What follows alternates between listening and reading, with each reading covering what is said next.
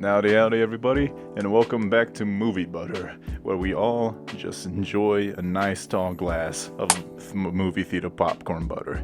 It's me, Robinson. And it's me, Stanley.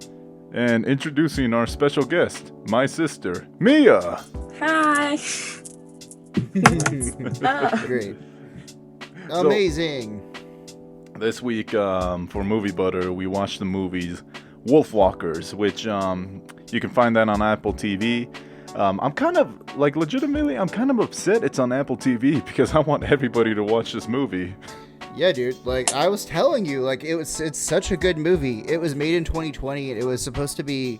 I think it got a lot of people think that it got snubbed at the Oscars for Soul, which is also a really good movie. It's really difficult to kind of compare the two. Well, the thing is, I haven't even heard about Wolfwalkers until you said we should do it for the podcast. Mia, have you heard about this movie? No, I've never heard of it either. Yeah, well, it's because and that's because of how exclusive it is to Apple TV, right? So that could be kind of one of it too, but also, this is a film that's kind of the third and final installment of this Irish folklore trilogy that's been coming out since 2009. So in 2009, you had from the same studio that made this one, The Secret of the Kells, and then Song of the Sea. And then this is going to be their last one that they're doing for children. But still, this one it's great. It has, I think, a 100% on Rotten Tomatoes, or at least a 99% on Rotten Tomatoes for that. So I loved it. I love everything. I love the animation style because it reminds me of gorgeous. It reminds me of Celtic shit, right? So there's in Ireland, when you go to Dublin, at Trinity College, there's one of the oldest Bibles that's ever made called the Book of the Kells. And if you read, if you go in, you actually see all this artwork that's similar to the Book of the Kells that's portrayed in this movie. So it's just so good. Yeah. But Mia, what do you think about this? I loved it. The animation was so pretty. The whole time I was like, wow, look at the shadows. Whenever they would show the wolves and the shadows would get big, I just loved that. And I was surprised that it was only on Apple too, because the other three movies, you can find them on Netflix. That's why I thought I recognized it, because it looked familiar. Yeah. No, if you haven't seen the other two movies, I would definitely recommend seeing The Secret of the Kells and Song of the Sea. They're both really good films. You really, after getting a taste for this one, you really need to go back and watch those other two because they're so good. I remember when The Secret of the Kells came out, I was kind of all right, sure, whatever. But then all of a sudden, a couple years later, when I was working for AmeriCorps, we were over at a couple's house, and we were sitting down, and they're like, have you seen this movie before? And I was like, no, not really. And so they showed it to me, and this was around 2012, and I was like, oh my God, this is good. It's outside of the norm when it comes to animated movies. And one of the things that I liked about Wolfwalkers was the story itself is supposed to be for kids, but in kids' movies, do y'all ever see adults be vulnerable or admit that they're scared? Nah, that was actually something that I wanted to bring up. Yeah. So we'll get to that, but would you guys like me to do the summary for this one? Oh, absolutely. And before you do that, I would like to give a shout out to one of the voice actors on the movie, Sean Bean or Sean Bean. One of the two. Sean Bean. Oh, that's how you say it. Bean. Yeah. I swear. They gotta choose one or the other. They can't have both. Sean Bean. Yeah. Well, don't worry. Wait till we get into the Irish pronunciation of this stuff. Yeah, because you told me before the movie, you said, all right, so Robinson, how would you spell Maeve? And I'm like, Maeve? Maieve, right? You're like, wrong. And I turned on the subtitles for this movie, and it's spelled Mehb. Mebh. Yeah, Mebh. Because her full name is Maeve Mochira, which is a youngling of wolf, right? Aww. So Mochira, which is spelled Mactire in English, because Irish people are just kind of fuck English in every way possible. The the Mokshira is literally wolf. So when she introduces herself as Maeve och Mokshira, then you're saying, oh yeah, no, I'm basically a wolf girl and that kind of stuff. So it's fucking like gnarly, dude. Irish spelling and Irish pronunciation. One of the things that someone told me once before was that the hardest thing about learning Irish is that you have to learn how to pronounce and spell things. And the pronunciation is one language, and the spelling is a completely different one. Yeah, that sounds like the movie we just watched. That sounds like it, yeah. But still, I'm glad that you both liked the movie. But that was fantastic. Why don't we go ahead and we get into the synopsis, all right? In Ireland, in 1650, the residents of the town of Kilkenny are working to clear the nearby woods under orders from the authoritarian Lord Protector, putting them at odds with the wolf pack. English hunter Bill Goodfellow with his rebellious daughter Robin have been summoned to Kilkenny by the Lord Protector to exterminate the wolves. Wanting to help Bill, Robin secretly follows him out of town with her pet falcon Merlin. After accidentally shooting Merlin with her crossbow while trying to kill a wolf, Robin watches a mysterious girl take him into the woods and follows him. Upon finding Merlin miraculously healed, a young wolf startles her into a trap. As the wolf frees Robin, she tries to fight it, causing it to bite her. Merlin and the wolf lead Robin into the wolf's den, where she discovered the wolf is the same girl from earlier. The girl, Maeve, explains that she is a wolfwalker, whose spirit leaves her body and becomes a wolf when she sleeps. Robin comes to befriend Maeve, and she learns that her dormant mother, Mole, spirit has not yet returned in her search for a new home for their pack. Returning home, Robin tries to convince Bill of the existence of wolfwalkers, but he instead scolds her for going into the forest. The next morning, while working at the scullery, as ordered by the Lord Protector, Robin is drawn into his chambers by a mysterious voice coming from the concealed cage, but is ushered out by the head maid. That night, as she sleeps, Robin discovers her soul has left her body and becomes a wolf. Robin returns to the woods where Maeve reveals the bite has turned Robin into a wolfwalker and helps her get accustomed to her new form. Upon returning to Kilkenny, Robin infiltrates the Lord Protector's manor and finds Mole's wolf form inside the cage. Mole tells Robin that Maeve and the pack must leave the forest as the Lord Protector plans to burn it to wipe them out. The Lord Protector, seeking to restore control of the town, assures the townspeople that he can tame the wolves and, by extension, nature itself. He ignores Robin's pleas to let Mole go and demotes Bill Goodfellow for failing to eliminate the wolves. Fearing separation from each other, Robin and Bill tend to their duties. Maeve, having waited for Robin to return on a promise from the previous night, enters Kilkenny. She finds Robin, who attempts to relay her mother's warning, but Maeve, hurt by Robin's refusal to help her rescue her mother out of concern for her safety, resolves to do it alone. The Lord Protector presents the captured Mole before the townspeople. An enraged Maeve attempts to free her, and when Bill restrains her, Mole bites him. Maeve vows to return her to her pack to rescue her mother before fleeing the Lord Protector.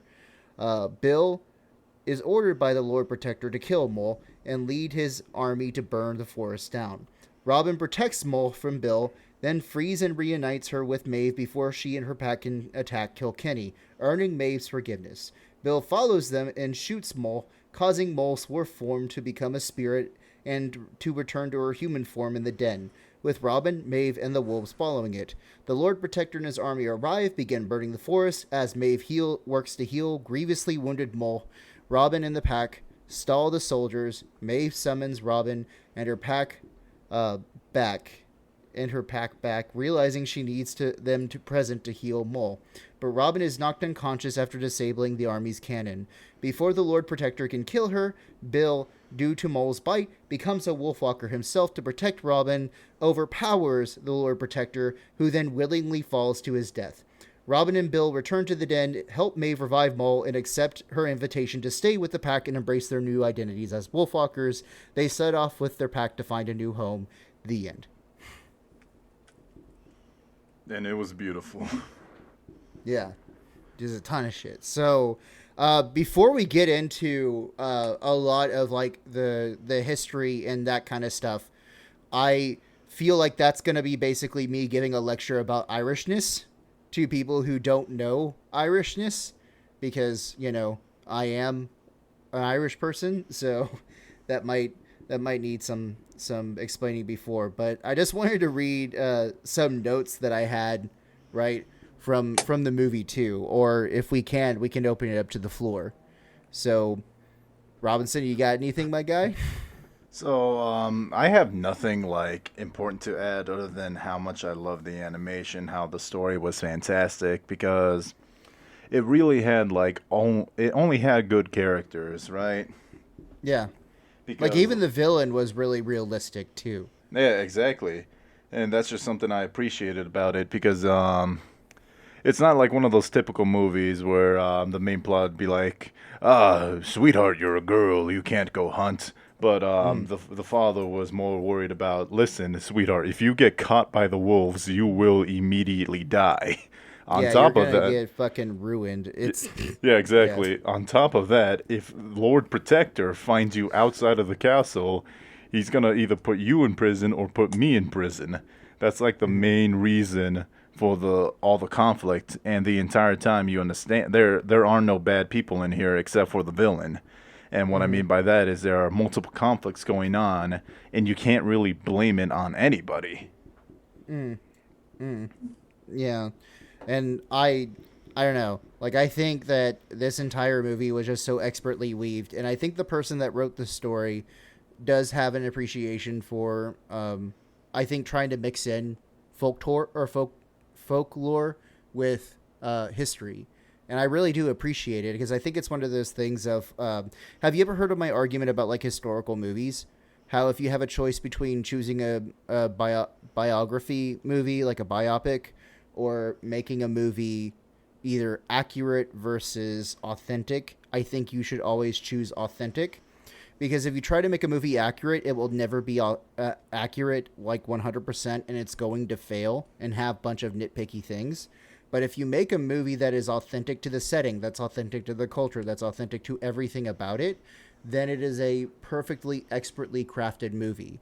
And it's something that like you can do, because you can have stories of like love and romance and that kind of stuff, but you don't have to make it like Abraham Lincoln loved someone, right, other than Mary Todd, and then, oh no, what is this affair like during the Civil War? But you could do something authentic where it's like two characters that don't exist but are within this kind of like realm of reality. And I think that that's what this movie did, was it was super authentic to the time, because there are some historical inaccuracies that I will get into later, but I really don't want to get into them now, because there's going to be a lot of like me explaining Ireland. So, yeah, but still, I really do like that. I thought that both of you, I really do appreciate that both of you actually like this, because it's like, it's, my culture, right? Like, I'm pretty sure that like, Hispanics want me to appreciate what their, like, what is from their culture too. And, like with Coco, right? Y'all, I was literally about to bring that up. If you don't watch Coco, you're not a Mexican ally.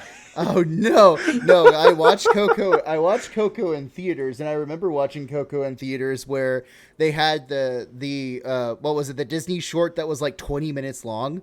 Remember, it was the Frozen, like Christmas, the perfect Christmas one. Oh my goodness, yeah. I thought it was in Why the was it so long?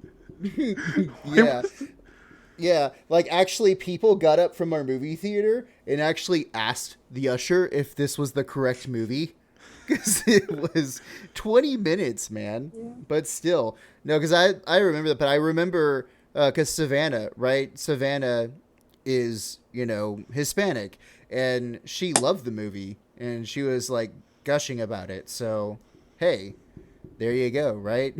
Mm-hmm. It's some good shit. Mia, I'm interested to hear more of what you thought about this movie. Well, I was thinking that too. I was thinking like this movie is kind of like how Coco was for Hispanics, and then like Luca for Italians, like. Yeah. And I thought it was really cool how it kind of, even though it's like this kids movie, like animated and stuff, how it was able to like link kind of like, well, yeah, history, the way you were saying. Yeah, be like authentic. Yeah. Rather than trying to be accurate. Yeah. Sorry. Sorry, go ahead. Also, like, yeah, please go ahead. the characters. Like, I felt like each character, because you know how, like, in the world, we, like, sometimes fail to realize that everyone has their own lives and they all have, like, their own way of thinking and stuff. And so you could really see that with the characters, which is really cool for an animated movie. Like, everyone had their ideologies and you could see that portrayed. So it was really cool. Yeah. And I really do agree with you. Like, I think it's one of those things of, like, this has strong character writing to it. It's like a masterclass. And I think it's also a masterclass in, like, how to present adult topics like fear and death and, like, peril to kids, right? Because that's, like, a really difficult thing to do, to get them to understand, like, you know, what is this? And do parents have fear? And do parents have this kind of, like, thing about them? Because... what is it? I actually have a couple of notes here, so I took some notes down when I was when I was watching the movie. Do you want to know what my first note is on this movie? Absolutely. Mom thick. That's it. Yeah, Mole is thick, dude. Like, that's all we needed. That's all that's needed. Yeah, and it was why are the Irish kids hooligans?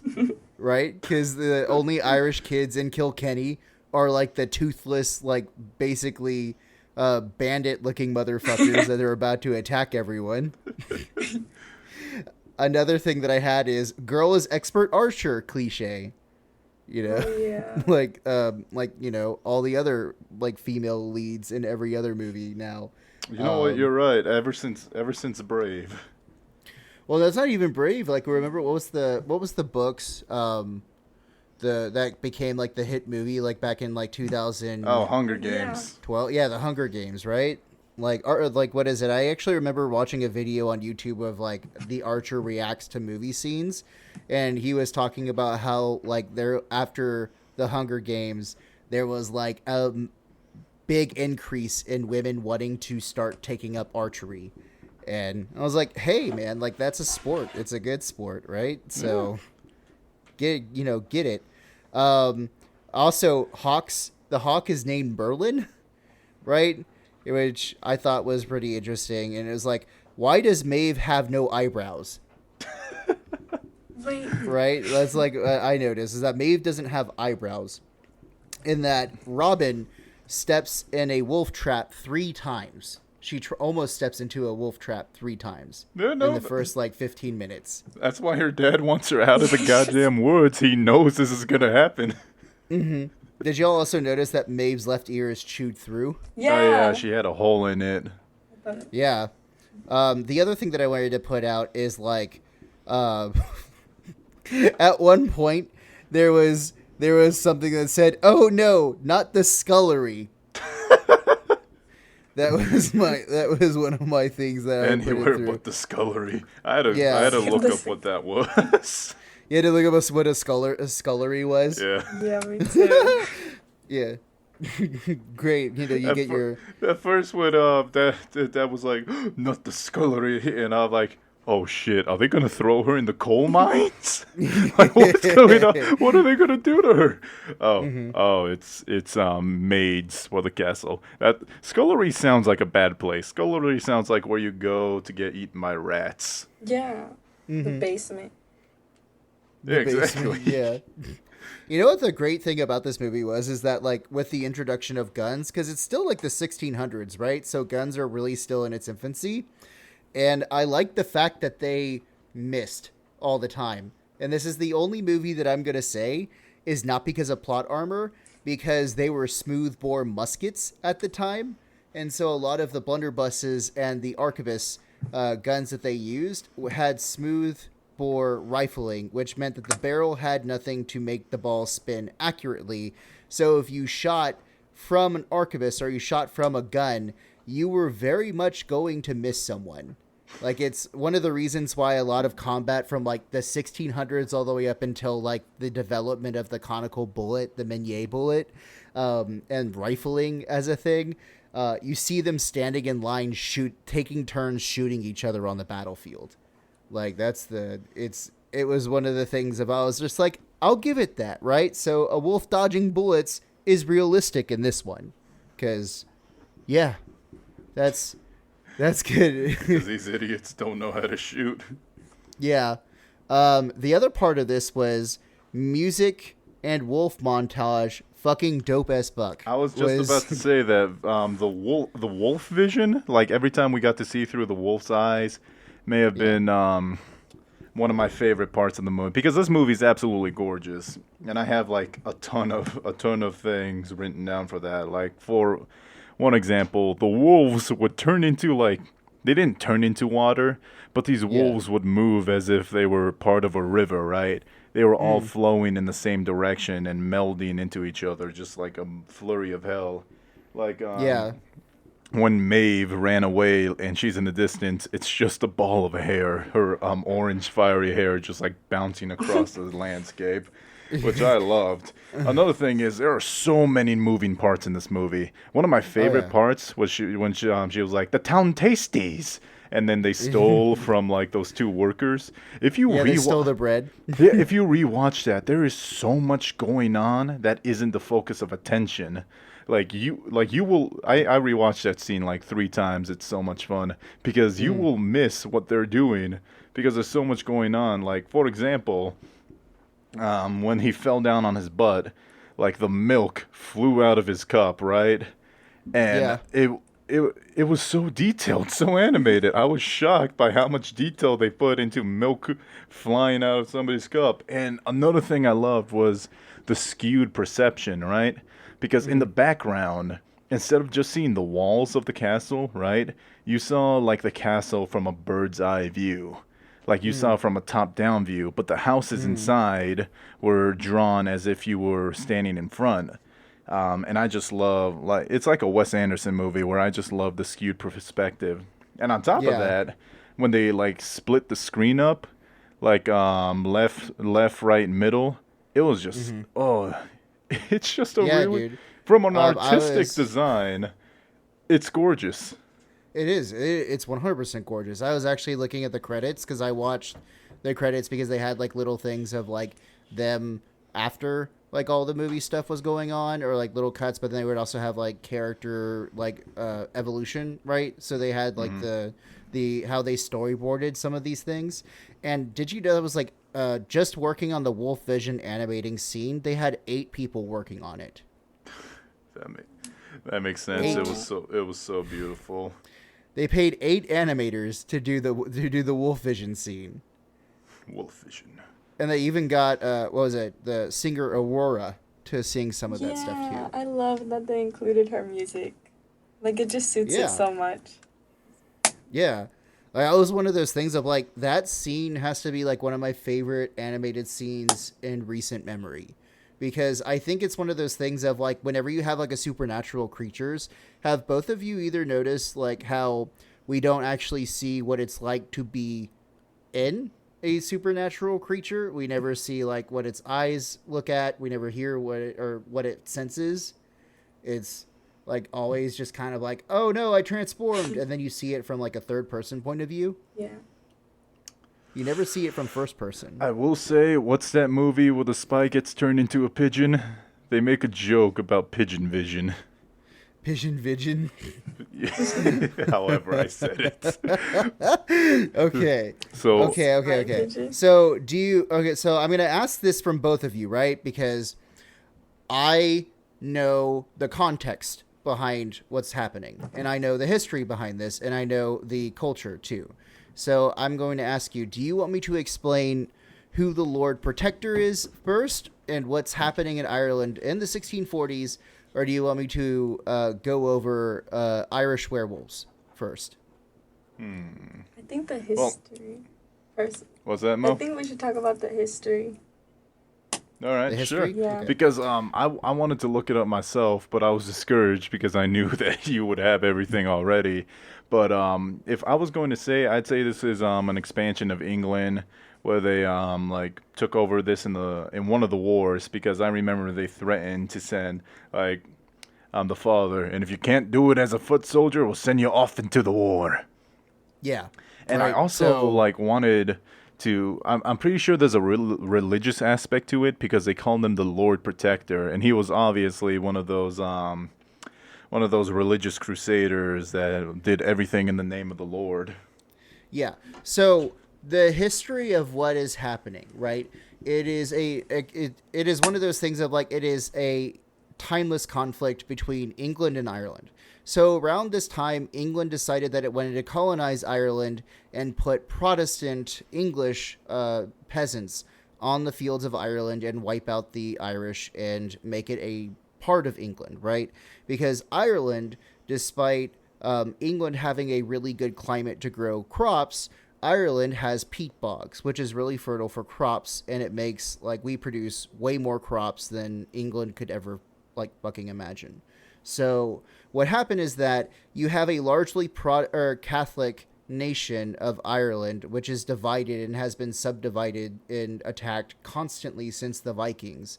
And England is now getting their turn at trying to colonize this land, kick the Irish off their land, and then make it English. So they're going to move Protestants onto Irish land and take away Irish land and have English peasants work Ireland. So basically how it's almost like a reflection of English settlers taking Native American land around this time so that they could put English people to work the land itself. Now, there is a thing between 1641 and 1653. So in 1641, when this movie actually starts taking place, this is what's known as the Irish Confederate Wars. And the Irish Confederate Wars are going to be civil wars between Ireland, England, and Scotland, and they're all going to be over religious freedom, religious discrimination, and it's going to be over land conflicts as well. So in 1641, there is a rebellion against the English and the Scots that are settling in Ireland, and the Irish kill them, right? So the Protestants build this giant kind of castle, and they build these like fortifications to wait until the English parliamentarians can come and fight against the Confederacy of the Irish states. So the Irish states start fighting against the English, and they're defeated because the person that's leading the armies is named Oliver Cromwell, who's also known as the Lord Protector in the movie. So in 1641, there was a rebellion where a small group of conspirators led by Fialm O'Neill decided that they were going to kill and mobilize Dublin, Wicklow, and Ulster in order to take the castle of Dublin. A small number of English soldiers stationed in Ireland, this had a reasonable chance of succeeding. Had it done so, the remaining English garrisons could have well surrendered, leaving the Irish Catholics in a position of strength to negotiate their demands for civil reform, religious toleration, and Irish self-government. However, the plot was betrayed at the last minute, and as a result, the rebellion degenerated into chaotic violence. Following the outbreak of hostilities, the resentment of the native Irish Catholic population against British Protestant settlers exploded into extreme violence. Shortly after the outbreak of the rebellion, O'Neill issued the Proclamation of Doganan, which offered justification for the rising. He claimed that he was acting on the orders of Charles I. So we have this rebellion kind of going around. Now, the Confederates War that happened, the Confederates of Ireland are defeated by the parliamentarians, and essentially, we need to talk about Oliver Cromwell's conquest of Ireland, because it's bad. Like, it's bad. Like, it's really bad. You need to understand, like, at this time when the Confederacy was defeated, the formal resistance had ended, but there were still harsh guerrilla warfare against the soldiers. And these, like, operations in the Wicklow Mountains, like, essentially just murdered and slaughtered and pillaged, like, Protestant people and murdered Protestant people. Like, the whole idea of, like, the Protestants and the Catholics in Ireland hating each other is a very real thing even to this day. So, you need to understand that there is actually a bunch of arguments about Cromwell's conquest, Cromwell would essentially go into town, and then he would execute every male of like fighting age that was in the town, and then he would leave them destitute and like take their provisions and then leave. And he would keep doing this and keep going into every single town that did not pledge fealty to England and to the parliamentarians. A lot of people are very much kind of looking towards this and going, yeah, dude, that's genocide. That's genocide. But then there are English historians who argue that it's not genocide, that it was commonly accepted during that time to do this. And that, you know, we can't really, you know, condemn Cromwell for murdering literal thousands of people.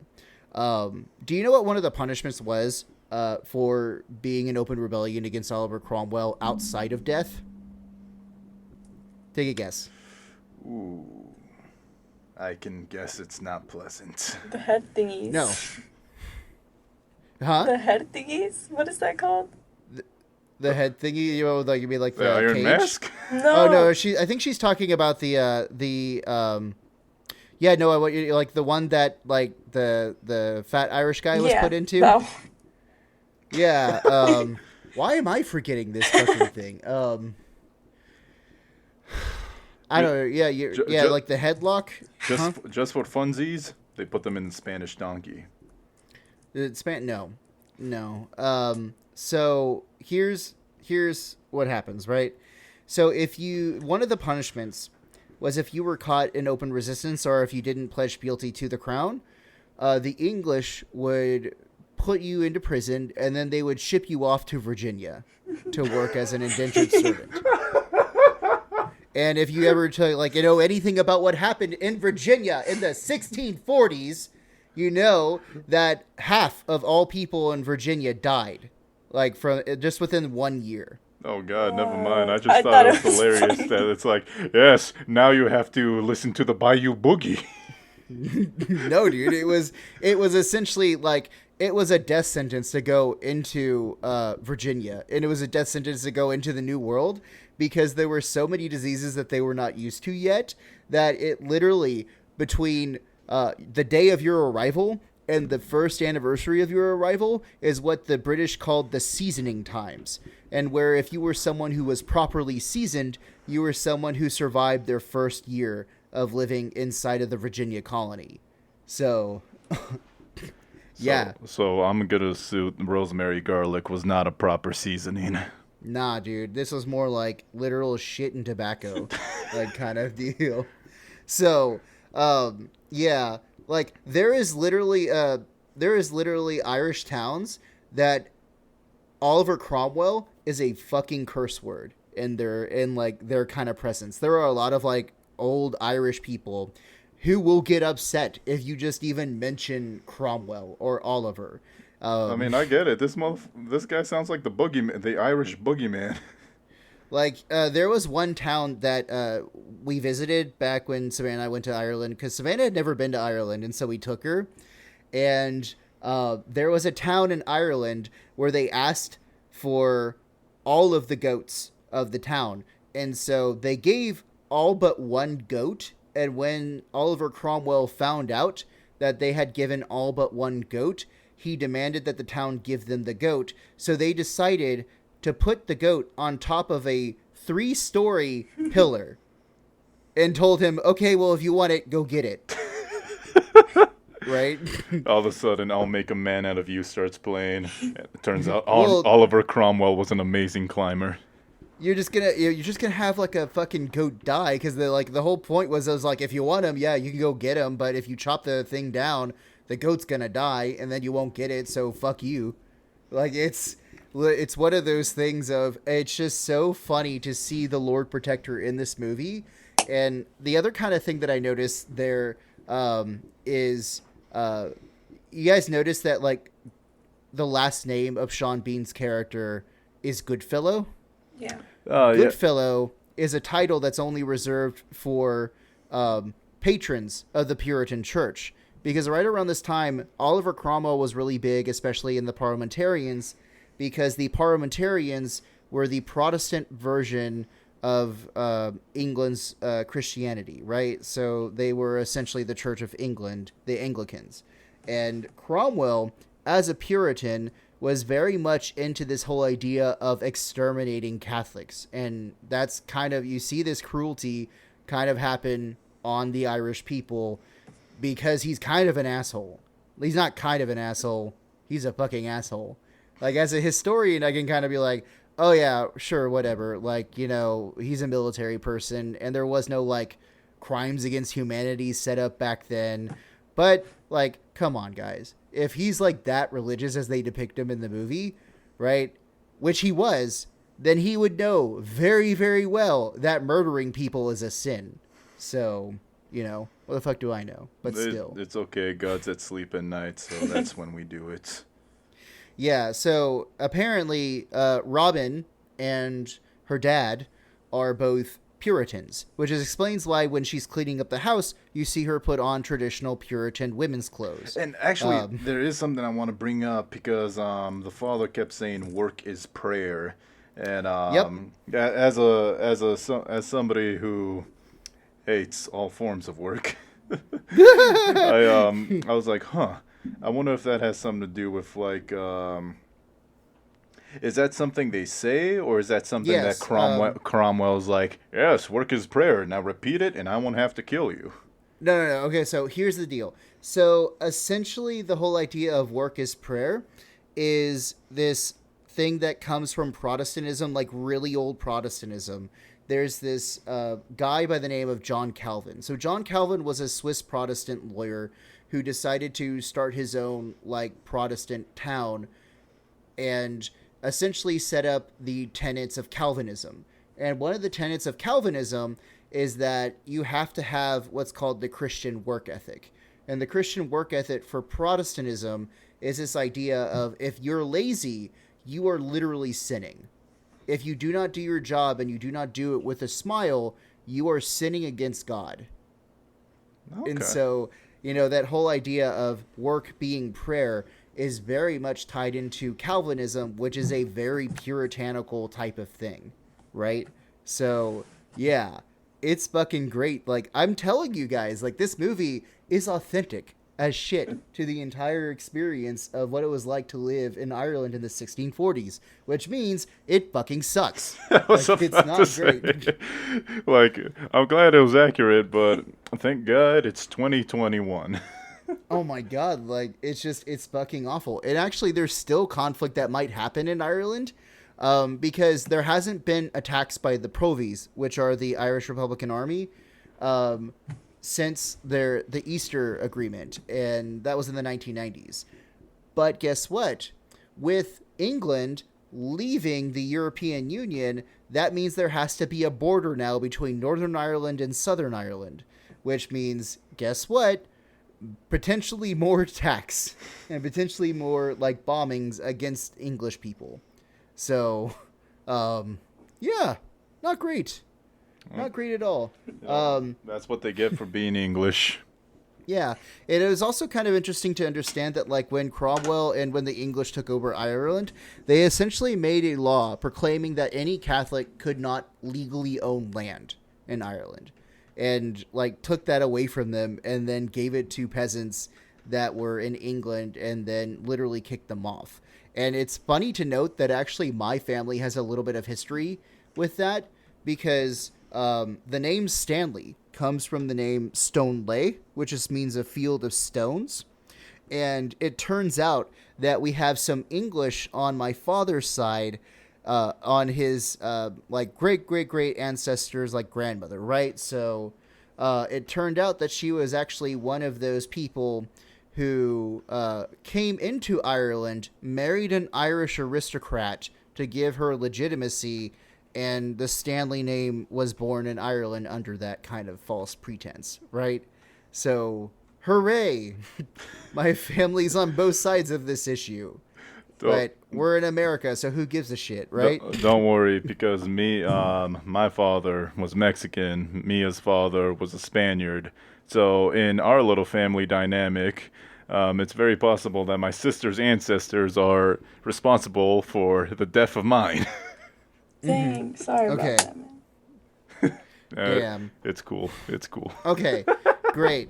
So, now that we kind of know how bad Oliver Cromwell is, can we just kind of say it's really fucking funny that they killed him 9 years before he actually dies?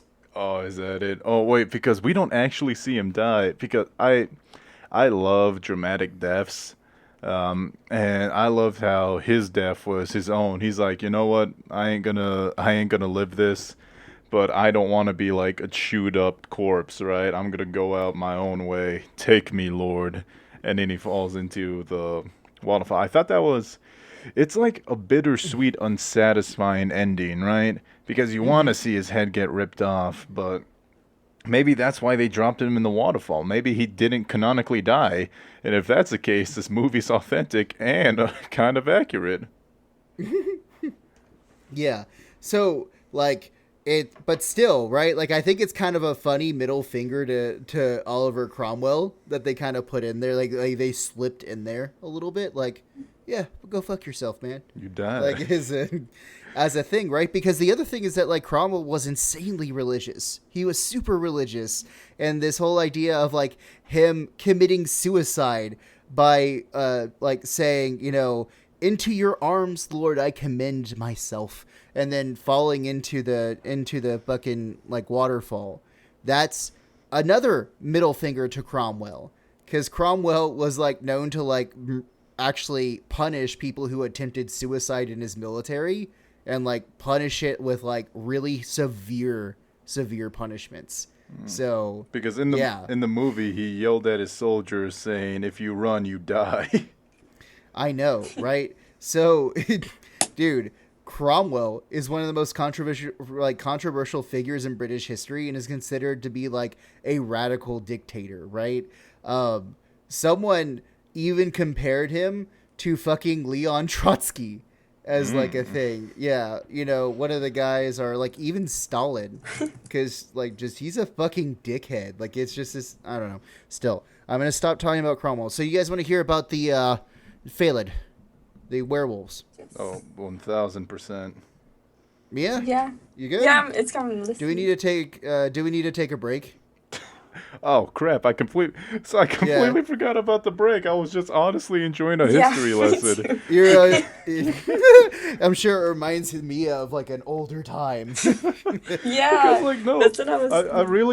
I really like how all this was going on, and because I did kind of want to compare this movie to Once Upon a Time in Hollywood, because sorry about that. Me and Mia, we watched it with our mother, and our mother, she's like she loves movies, and she grew up during the time of Once Upon a Time in Hollywood, right? Like, that was when she was a teenager. That's when she was in her 20s. So she knew everything. And me and Mia, we were both born, like, well, I was born in 99. Mia was born after 99. So we had no clue what was going on. For our mom, like, that scene on the ranch was, like, the scariest thing on earth to her, because she knew what it was. Because she remembers when all that stuff happened. For me and Mia, we had no clue what was going on. Yeah. So I really like that. Like, while learning, it's the same thing. Now that I understand the story, I have a greater appreciation, because you wouldn't get that just by watching the movie. And I thought it was interesting how that kid was like, "No, my father's the best hunter. They locked him up for no good reason." And now that I know this, I'm like, "Oh my God, his father prayed to Holy Mary." His father was locked up, and probably was going to be sent to the colonies, right? Jesus. Not like Virginia. That's the reality. That's like not Virginia. Right. Not Virginia. Before we continue, let's take our break right quick. Okay. Thank y'all, folks. We'll be back in a second. Things have been mighty difficult since the takeover of King Cromwell. You know what he does to people who disrespect him? Here's what he does. He takes you from your family, puts everybody on the boat, and pushes that boat into the sea. Now, if you think you'd be lost at sea for the rest of your life, you'd be dreaming. The reality is much worse. You land in Virginia. Dude, why is there a Mexican in Ireland? I was gonna say, is this racist? Is this Robinson trying to do literal potato face? I don't know. Wait, the was Irish that version of potato blackface? That was just my kid. Oh, I don't know what that accent was. I can't do accents, which is something that makes me upset because I love accents.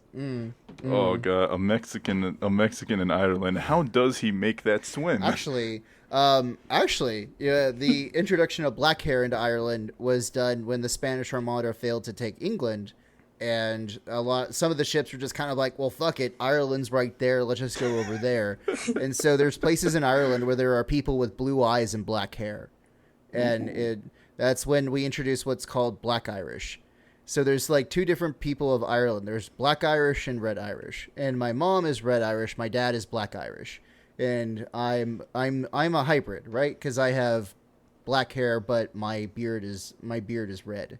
So I still haven't seen that, and it's something that I need to see before I die. Yeah, but it's still, so it's possible. It's possible that this is one of the guys that's like, still from Spain. It was like a Spanish soldier kind of hiding away because he was like, yeah, fuck Spain. I'm going to hide here for the rest of my life. But yeah, dude. So I found a little bit of more atrocities while we were on break, right? Mm-hmm. So it turns out that no, it's still Cromwell. So I talked about the Irish Confederate War, right? The Irish Confederacy Wars. Mm-hmm. Well, yeah, they decided to reconquer again after 1641 and sent an invasion force in 1647. Cromwell's invasion in 1649 was much larger, and with the English Civil War being over, they could focus more of their attention on punishing Ireland. His 9-month military campaign was brief and effective. Though it did not end the war in Ireland, before his invasion, parliamentary forces only held singular outposts in the main cities of Dublin and Derry.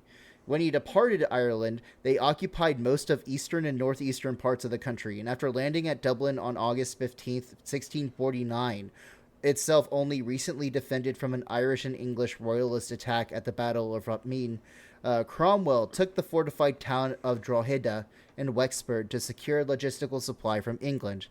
At the siege of Drogheda in September of 1649, Cromwell's troops killed nearly 3,500 people after the town's capture, composing around 2,700 royalist soldiers and all the men in the town, including some civilians, prisoners, and all the Roman Catholic priests. Cromwell is quoted with writing afterwards, and I'm quoting from the direct shithead himself, "I am persuaded that this is a righteous judgment of God upon these barbarous wretches, who have imbued their hands in so much innocent blood that it will tend to prevent the effusion of blood for the future, which are satisfactory grounds for such actions, which otherwise cannot but work remorse and regret." Dude, this guy is basically justifying murdering all the men of Drogheda by, saying that God wants this to happen, that it's the righteous thing to do. If you didn't want this to happen, you shouldn't have been such a heretic. I know. Well, he was part of the other thing about Calvinism is this belief in predestination. So let me give you a little kind of rundown for people who don't know what that is. Predestination is this idea that God has everything planned out for you.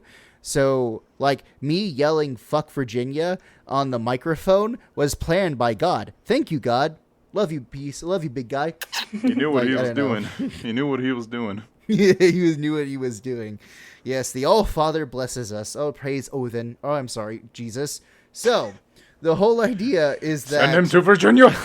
Send him to Virginia. I am a heretic, right? So, yeah, long story short, Cromwell is an asshole. That's my kind of thing. But I would like to talk about folklore. Can we talk about folklore? Oh, absolutely. Great. So why don't I do my little mini lecture on folklore, and then we'll talk about the movie, and we can get some more input from you and Mia, because I feel like I'm dominating this fucking podcast episode. That's because you know what you're talking about. I just wanted to say that the water was pretty. You just want to... when the kids were mean to her, I was like, they're mean to her because she's British? I didn't get anything. Now you know. Because they literally stole the British land, and they're living as, fucking, merchants. Not merchants, but, urchins. kids with parents that are dead and like just like fucking poor. So yeah, there's a lot to be angry about. So let's talk about the Finland. So if you want to know how to spell Finland, it's Faoladh. Hey, hang on, no, say that one more time, but slowly. What, like how to spell it? Yeah. Okay, it is Faoladh. Wrong, that's Faoladh. No, it's Finland. Finland, yeah. What the fuck? Finland. I just typed it out so I Yeah. could try reading it myself. That's Faolad, H. Finland. So it's in general. So in general, Irish werewolves are like said to live with humans in harmony and served as symbols of protectors for like some really small remote villages. They're massively different from werewolves in Germanic folklore, which is typically the most like commonly portrayed one, because German werewolves are the ones that take the moon. German werewolves are the ones that get hurt by silver. And the wolf in Irish, aka the Mochira, was a problem in Ireland when it comes to like sheep and that kind of stuff. But generally, there's a more complicated, nuanced thing when you talk about wolves in Ireland in general. So the Irish werewolf, also either known as a Conriacht or a Fetland in the north. But for the sake of this podcast, I'm just going to be using Fetland, as that's kind of the name that I'm aware of before I kind of dug a little deeper into this. In comparison to like the Scottish wolver, which are similar to the versions of the Fedla, the Irish one is actually peaceful towards humans because half their life is in human form, so obviously they're not going to fucking kill them. In the remote areas of Ireland, the Fedla are portrayed in stories as protectors of wounded men and lost children. One farmer from Killarney discovered a family of Fedla living in a nearby forest. The farmer one day went out into the forest and discovered a wolf cub with its paw caught in a bear trap. Freeing the cub, the farmer went back to his house and found rabbits ready to stew at his doorstep. The next day, a man dressed in wolf skins with matted brown hair and a red beard thanked the farmer for saving his son while promising the farmer and the farmer's descendants protection so long as they lived on the land. Before the farmer could react, the man transformed into a wolf and ran back into the forest. What we see is that a lot of lines from this is that there are 3 different types of Fedla in Irish mythology. The first one is that they're people that lived in the woods that could transform at will without a full moon and could keep their senses in their wolf state. So they're essentially like in their human mind, but they are wolfy, right? And then the second type were people that could transform at will, much like the first one, but required that their soul had to leave their body in order to transform. So that's why a lot of them like fall asleep. And if the wolf is wounded, the body would also become wounded. If the wolf eats animals, then the body would also eat the animals and the animal would appear in the mouth of the human. However, if the body was moved, the spirit would not be able to enter the body, forcing the Fedla to live the rest of their days in the wolf form. And the third one is kind of like the negative one. Apparently, there was a clan that lived in Ireland that was cursed by one of the old gods, which are known as the Tuatha De Danann. So in every 7 years, one couple from the village, a man and a woman, would transform into physical wolves. If they survived for 7 years, then they would transform back into people. But then another couple from the fucking clan would have to transform for 7 years.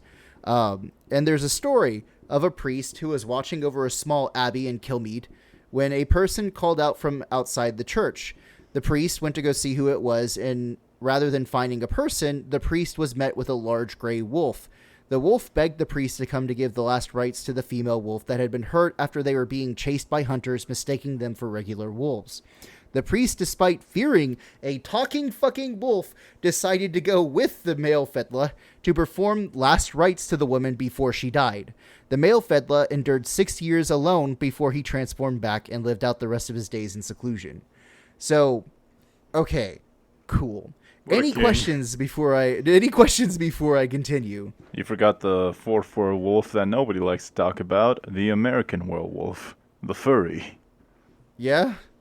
We don't talk about them. Yeah, I know that there's someone that we both know personally who was very adamant about wearing something that was not a fursuit. No pride. No pride. Yeah. Okay. So, according to legend, right, a lot of where this comes from has to deal with the county of Ossory. Ossory in Ireland is actually, guess where it is in the movie? Oh, that's right. It's the exact same town as the movie that we're talking about in this setting. You know, Kilkenny, right? So Kilkenny is a city located near Ossory. And there is a ancestor of the Fedla known as Leinich Fedla, who, according to the Queerman, was the ancestor of a tribe of Fedla who related to the kings of Ossory. He is able to change into wolf shapes, as was his offspring, and they would go hunting and occasionally kill cattle. According to historian Sally Tomlinson, the Queerman describes he was a man that was used to go wolfing. He would change into a shape of wolf and often kill cattle and anyone who stepped in his way. And this is kind of a reference to the practices of a similar type of group in people in Ireland known as the Fianna. The Fianna, which are a warrior band of landless young men who lived out their days in the wilderness, were often thought as living to close proximity to old magic, to pagan magic. And these warriors in Ireland are even portrayed as having wolf characteristics. A lot of them are depicted in books as being wearing wolf skins and having wolf style hairdos, which honestly, I'm going to tell both of you. What is that? I'm interested to know what a wolf style haircut is. Is that like a wolf cut? Like the modern wolf cut? There's a modern wolf cut? Yeah. Yeah. You didn't know this? No, what the hell is a wolf cut? And Mia's judging you right now for being a boy, Robinson. Yeah. He's uncultured. Uncultured. It's this. I've seen everybody on TikTok with this haircut. Yeah, dude, it is like the TikTok trend, right? But still. Yeah. So here's the thing, though. The Fenians, right? These people are not only drawn as going into battle wearing wolf skins draped over them from their pre-battle ritual.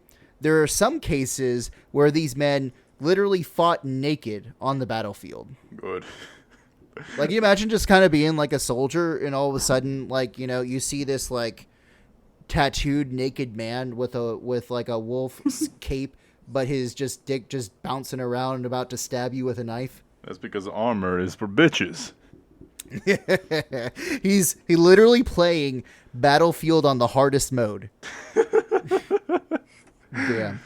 But still, so the whole thing is that they called these people the Luchtun, or the Lycans in modern day English, because Luchtun or Lychton is literally translated from Irish as wolf skin.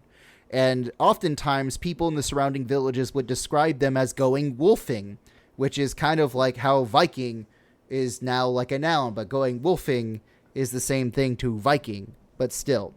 Now, I'm not saying that Vikings and wolfing is the same thing, but still, essentially you had a group of people who acted like Vikings before Vikings showed up and just terrorized Ireland. So, yeah. Now, do you want to hear the bad parts of the Fetland tale? 1000%. Okay. So I'm pretty sure that both of you don't know who the Tirna Og are. I just told you that they were the gods of Ireland. So there's one god in Ireland who's kind of he's known as the crooked one. His name is Crumcrua. And Crumcrua is said to be the one that the Fedland prayed to. In places where the Fedland were not popular, or where Ossory was kind of a rival state, they came up with this idea that the Fedla were bloodthirsty and often sacrificed people to Crumcrua by beheading them and then draining them of their blood and painting a statue of Crumcrua and a wolf with the human blood. They were also said to come from Tipperary, and they were willing to fight for any king who was willing to pay a price. But their price was not actually jewels or money. Their price was newborn children that they could sacrifice to Crumcrua. They're just hustlers, baby. They're just like, yeah, if you want to pay anything, sure, we'll take this baby.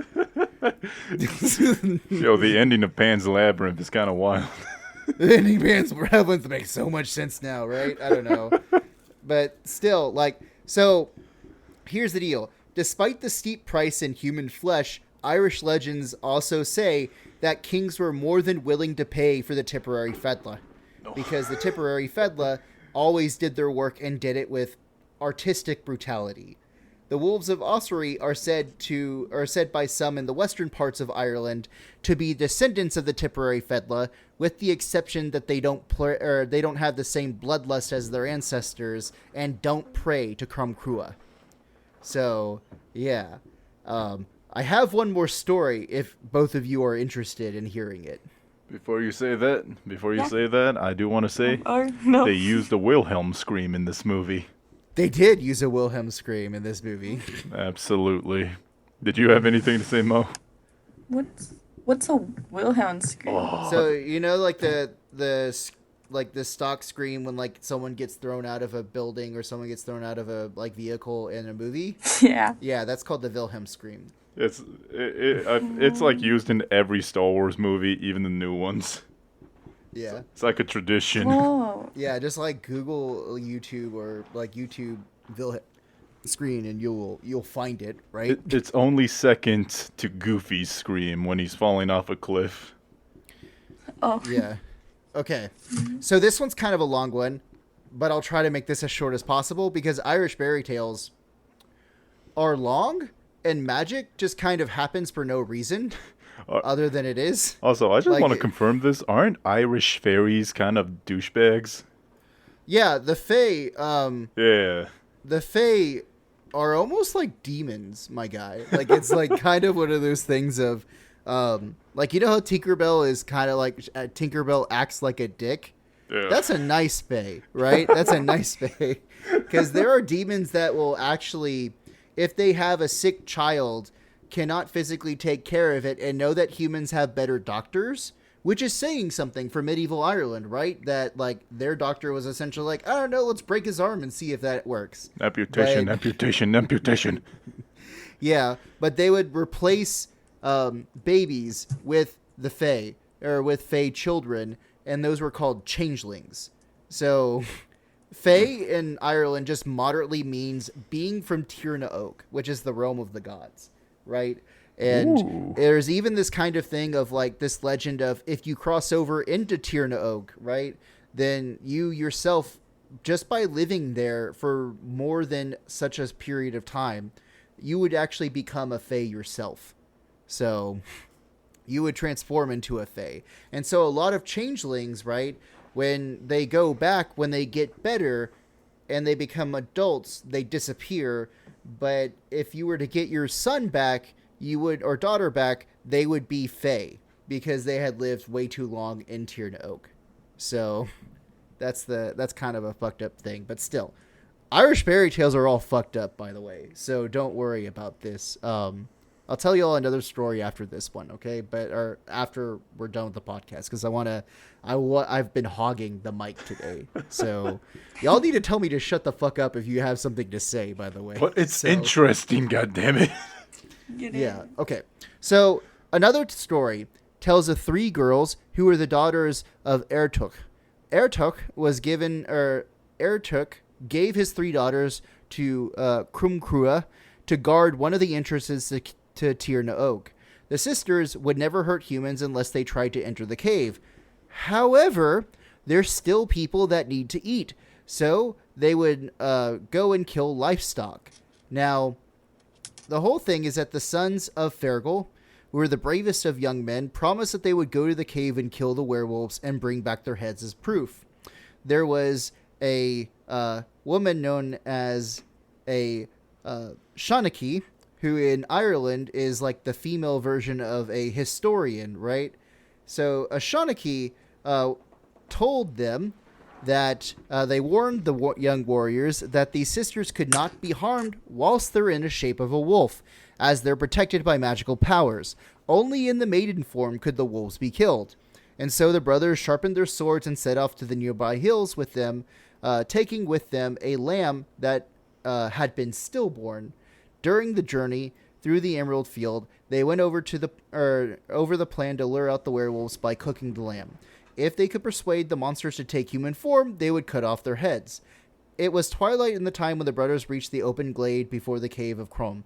A crescent moon was hanging amidst the clouds. They made the camp next to a solitary strawberry tree, building a fire on which to cook the sacrificial lamb.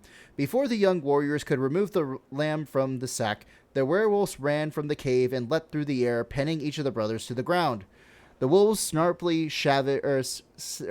savagely, drawing back their lips to expose their huge teeth, jaws snapping open and shut inches away from the warrior's nose. The brothers stared death into the face and began singing prayers to Danu, the mother goddess, in hopes that their shades might find peace in Tir na Oak. But as the werewolves stared into the eyes of their victims, they were moved by the courage of the brothers. As suddenly as they had appeared, the wolves were gone, returning to the darkness of the cave. The brothers skinned the lamb, cooked the meat in the flames, and the smell of the roasting meat drifted into the cave. Then the werewolves reappeared from the shadows, sniffing the air and drooling. The brothers held out on the sticks on which the meat was skewered, clucking encouragement to the werewolves as though they were on their own wolfhounds. Slowly and cautiously the werewolves crept closer, all while eyeing the warriors with suspicion. Before long, each brother had a werewolf eating gently from the palm of their hand. Then the eldest brother spoke in a soothing voice. "Why do you not take maiden form so that you can enjoy the meat better?" In an instant, the werewolves transformed into beautiful young maidens dressed in wolf skins with waist-length silvery hair and pale gray eyes that reflected the fire and moonlight, and their ears were slightly pointed like elves. The brothers sang hypnotic poetry to the maidens as they fed them. Their hunger soon satiated, the maidens curled up their heads in the warriors' laps and slept. And exchanging nods of agreement, the brothers carefully got up, laying the girls' heads gently on the ground. Broadswords were drawn and raised to strike, but the young men were so taken with the maidens' beauty that they could not find any chance of killing them. As soon as the Sons of Fargo they stayed for 3 nights and 3 days in the company of the daughters of Ertok. They paired off into couples and spent time walking through the woods holding hands, and the brothers teaching the maidens how to speak the language of the people. They might understand the poetry that they longed to impress them with. It seemed the brothers had forgotten about the village and their lives, but by the 4th morning, the brothers remembered that the other villagers would worry about them, and they began to feel guilty. With a great sadness, after falling deeply in love, they bid the maidens farewell, promising to return soon. Back at the village, the folk rejoiced seeing the brothers unharmed, but started asking where the heads of the Fealdach were. The villagers were shocked to hear the young men speak honestly about how they had fallen in love with the wolf girls. The brothers argued their intention to work and hunt to pay for the sheep and goats that were taken by the werewolves, but the folk grew angry and forbade them from ever seeing the maidens again. Then the villagers despaired, asked the historian what they would do now. "There's only one thing for it. We must send a messenger to find Kashkoroch and the wandering warrior poet who is blessed by the gods. He will know what to do." So this is where the story kind of deviates, right? So there is the version that I was told, right? And then, like, when I was younger. And then there is the Christian version. Which one would y'all like to hear first? I bet the Christian version has a horrible ending. Like how in the original Little Mermaid, she kills herself. Okay. Actually, no, the Irish version is worse. Oh, never mind then. So in the Irish version, they go and meet with the wolf girls. They give their meats. They spend one last day with them. And then after lying in bed with them, while the girls are asleep in their human form, they cut off their heads. God damn it. Yeah, dude, like Irish mythology is fucking brutal. You didn't realize this? No, but come on, wolf girl. You want to know what You know what the Christian version says? All right, sure. So the Christian version of this is that essentially they capture the wolf girls, and then they have a priest perform an exorcism on them, and then they get married later. Well, did the exorcism work? Yeah, the exorcism worked, and it made them not wolves anymore. No. Both of them That suck. sounds so disappointing. Both of them suck. Yeah. Okay. Where's the third option of Sean Bean going with Thick Mom into the forest with their two kids? Exactly, where he just marries the wolf mom. And he's like, well, this is a life now. That's my. Hasn't it kind of like become a meme that like Sean Bean always dies? I don't know who Sean Bean is. Sean Bean was Boromir in Lord of the Rings in the very first movie where he dies. Sean Bean also played in Game of Thrones where he died in the first season. It's like a meme of whenever Sean Bean is in a movie, he's gonna die. Well, here's the thing. He wasn't on screen. Checkmate, Yeah. checkmate, Christians. What now? Okay, yeah.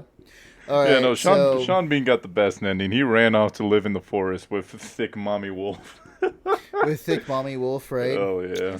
I don't know, like waist length, silver hair, girl in wolf outfit, and pointy elf ears, dude. That sounds like a commission that someone did for, I don't know, like I was literally about to say this is what you see at anime conventions. Dude, why has this story not been made into an anime? Japan, get your shit together, my I guys. can guarantee there is wolf girl dating, but you do not want to watch that anime. Well, just like the whole part of it is like she's a wolf walker, right? So there you go. I don't know. So Mia, what's your take on all of this? I don't know. You know? I mean, I'm just listening to the stories like in class. Well, is Yeah. there anything you want to add Honestly, about I'm the like, movie? Yeah, I feel like I'm in class again, but it's like nice. Nice. Anything you want to add about the movie? About the movie, let me see my notes. All I wrote is. Wait, can we talk? Well, I wanted to talk about. What's his name? Oliver? Oliver is the bad guy's name? Cromwell? Yeah. Yeah. Cromwell. Okay, so when he died, I was like mad when he died because he, like, even when he was about to die, he wouldn't shut up, you know? I was like, oh my god, bro, just die. If, like, don't say anything. You get it. You love I Jesus. hated I that commend my shut the soul fuck to up, the yeah. Lord. And then the dad was annoying. Like, I understand he was vulnerable and stuff, but even after he admitted he was afraid, like, he didn't listen to her at all. Well, I mean, because, like, No. imagine, like, knowing, like, being a Puritan and believing, like, the good of Jesus, and then you experience this, like, wolf shit, this pagan wolf shit. You're probably, like, just like Cromwell, right? You think, oh, shit, this is, like, devil magic, Yeah. right? Because that's what Christians do whenever they That's encounter true. pagan shit. They're like, it's the devil. Yeah, no, immediately when they were in the forest and they were seeing all the wolf paintings, like, light up golden, Cromwell was just like, witchcraft! Hey, man, you know what's also great about, like, Oliver Cromwell and the parliamentarians? The mass murder of English women accused of witches. Oh, If she floats like a duck. Therefore, she is a witch, right? It's a witch. Still, yeah, I don't know, because Cromwell, like, was a Jesus freak, my guys. Like, that's it. Oh, I got some other stuff from my notes if you want to hear about it. Let me see if I One of my comments from the scene where Robin is working in the scullery was, how many butter churns do they need? I was watching that and I legit said to myself, they only have 3 women working the butter? Well, because, like, think about it, right? There's, like, 1 churn of butter. By making a churn, you're essentially making, like, upwards of 5 pounds of butter. So what are they doing making 15 pounds of butter? How much butter are they eating? How much pancakes can you eat? That's probably what they were doing. Oh, no. I don't know. No, can you have a baked potato without butter? Well, there's no potatoes at this time, my guy. Oh, really? they're just eating butter. No. That's all they eat. That's how the Irish Here live comes some traditionally short cows. lives. Spoonfuls of butter. Finish your butter. There are starving children in America who don't have their butter. Mm-hmm. Being selfish, Kilkenny. You're being a poor, selfish Wayne. Also, Or something like that. I love Well, how do you pronounce his name? Sean Olgbag? What do you mean? The guy in the beginning who was saved by the Wolfwalkers, who like throughout the entire movie was chained up. Sean Og. Yeah, Sean Og. I like how they had him. They had like the crazy old guy, which is always a fantastic addiction. The guy who knows everything, but but everybody assumes he's insane. Yeah. It was so sweet how she would come by to feed him bread. Right. Or you mean Town Tasties? Oh yeah, Town Tasties. Yeah, you know what the funny thing about that is that Sean Bean is one of the only famous actors from this movie, but the other famous actor from this movie in Ireland is Tommy Tiernan, and he's the guy that voices Sean Og. Like, Tommy Tiernan, if you've ever seen his stand-up, it is fucking hilarious. Like, his entire thing is that, like, he describes growing up in Ireland and all this other kind of stuff, and there's one bit that he does where he talks about how he has 3 children, right? He has an eldest who's a son, a middle child, and then he has a youngest girl that a father can only describe with adamant love and adoration, but she is a fucking whale. And just like, it's one of those things of he acts like totally different, but then when you see him in these roles, he's like chilled out to the point where it's almost jarring. Because if you know him from his stand-up, then you're jarred by how calm he is when he does acting. But if you know like him from his acting, then you see the stand-up and you're like, oh my god, who the fuck is this? It's like it's like when me and Mia saw Bill Burr in The Mandalorian, and we were like, what is he doing here? He actively shits on nerds. I know. Shit. Dude, this is so fucking true. Like, the whole thing is, I think even Bill Burr did, like, a podcast where he was, like, making fun of his nerd friend that got to meet, like, some kind of sports caster, and Bill Burr was really jealous, and then when Bill Burr got the Star Wars thing, he rubbed it in the nerd's face, being like, now you know how I feel for meeting that sportscaster. Yeah, it's just my favorite thing from... My favorite, like, little bit that Tommy Tiernan did was, after that, he describes him and his friend being really drunk, and getting on an airplane from London and flying back to Dublin, and his friend is, like, still really hammered in the plane, and his Tommy Tiernan goes, you ever know that, like, when you're drunk, you have something that you want to say, and you say it clearly, and it's in your mind, you see the sentence out, and then all of a sudden when you say it, it goes to shit. You see, what my friend wanted to say was, in the airplane, hey, Tommy, have you ever, like, had sex with your girlfriend when she didn't really want to, but, she agreed to it, and, that was it. Oh, no. And, what he said, his friend apparently yelled in the middle of, like, when they're flying this plane, hey, Tommy, have you ever raped anybody before? Actually, I'll send both of you. Hey, I'm gonna send both of you his stand up. Like, I'm gonna send you a YouTube link for his stand up. Because his full stand up's on YouTube. Both of y'all need to watch it because it's fucking hilarious.